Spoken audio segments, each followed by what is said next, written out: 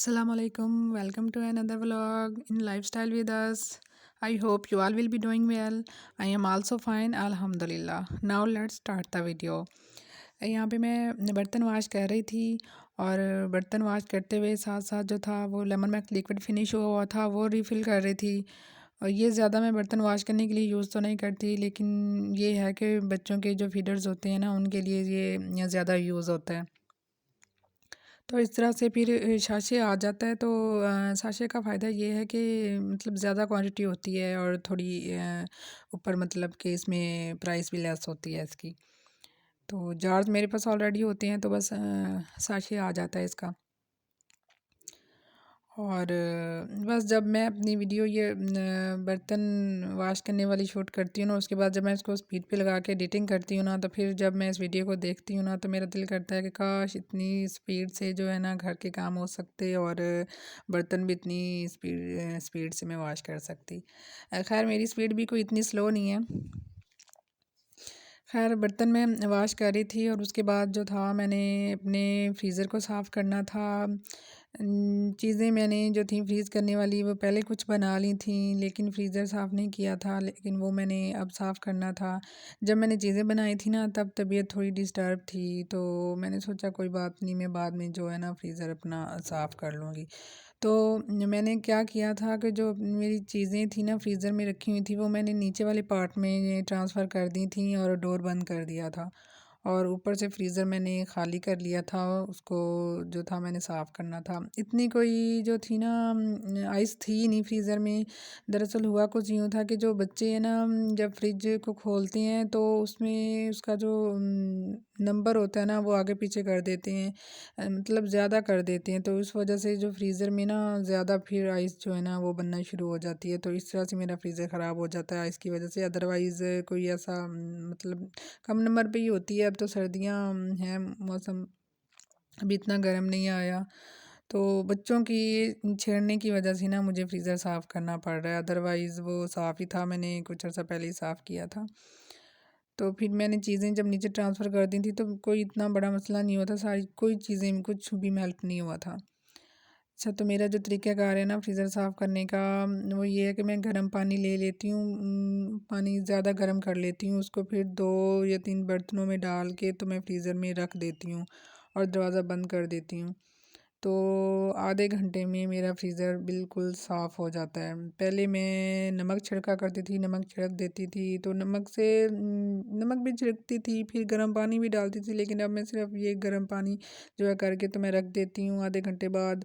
तो मैं इसका जो स्क्रैपर होता है फ्रीज़र का, जो वाइट कलर का इसके साथ ही मिलता है, उससे मैं ना अच्छी तरह से खुरच के तो सारी आइस जो है ना वो बिल्कुल ही साफ़ कर देती हूँ और ईज़िली हो जाती है। और साथ में मैं एक गर्म पानी का बाउल भी रखती हूँ, ताकि जो हाथ बिल्कुल चिल हो जाते हैं ना, और फिर मैं बार-बार गर्म पानी में डिप करती रहती हूँ अपने हाथ को, तो वो फिर इस तरह से ईज़िली मेरा जो है ना फ्रीज़र साफ़ हो जाता है।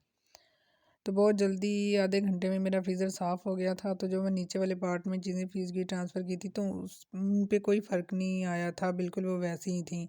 तो मैंने उनको उठा के तो ऊपर ट्रांसफ़र कर दिया, ऊपर सेट कर दिया था और फ्रिज को मैंने ऑन कर दिया था, तो ईज़िली ये सारा काम हो गया था। वरना तो ऐसे लगता है कि ऐसे फ्रिज साफ़ करना बहुत कोई मुश्किल काम है कि पूरा दिन लग जाएगा, तो बहुत हेक्टिक है। तो ऐसा बिल्कुल भी नहीं था, बहुत ईज़िली साफ़ हो गया था। और नीचे मैं शीट बिछा देती हूँ, ताकि बर्फ़ अगर जमी भी इसके ऊपर तो मैं इसको ईज़िली रिमूव कर सकूँ। तो ईज़िली इससे जो है ना बर्फ़ रिमूव हो जाती है। बस मैंने चीज़ें इसमें जो थी थोड़ी बहुत वो मैंने सेट कर दी थी। अभी मेरी रमज़ान की प्रिपरेशन जो थी वो चल रही थी। अभी सिर्फ़ 3 चीज़ें आई थिंक सो डन हुई थी मेरी। अभी काफ़ी सारी रहती हैं, इंशाल्लाह वो भी मैं शेयर करूँगी।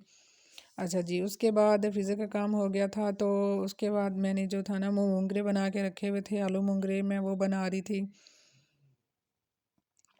तो आलू मोंगरे की सिंपल सी रेसिपी है, जैसे हम दूसरा आम सालन बनाते हैं उसी तरह ही बनते हैं।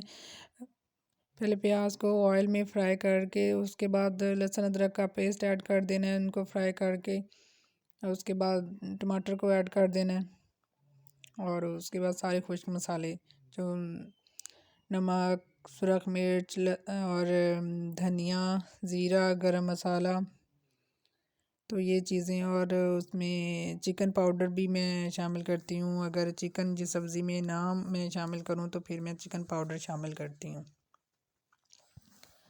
तो यहाँ पे मसाला अच्छे से भुन गया था, तो थोड़ा सा मैंने दही भी ऐड कर दिया था। अगर दही अवेलेबल हो तो मैं दही ज़रूर डालती हूँ सालन में, तो इससे टेस्ट जो है बहुत अच्छा आता है। और दरमियान में मुझे भूख भी लग रही थी और मैंने चॉकलेट पड़ी फ्रिज में उठा के, तो वो भी मैंने खाई है।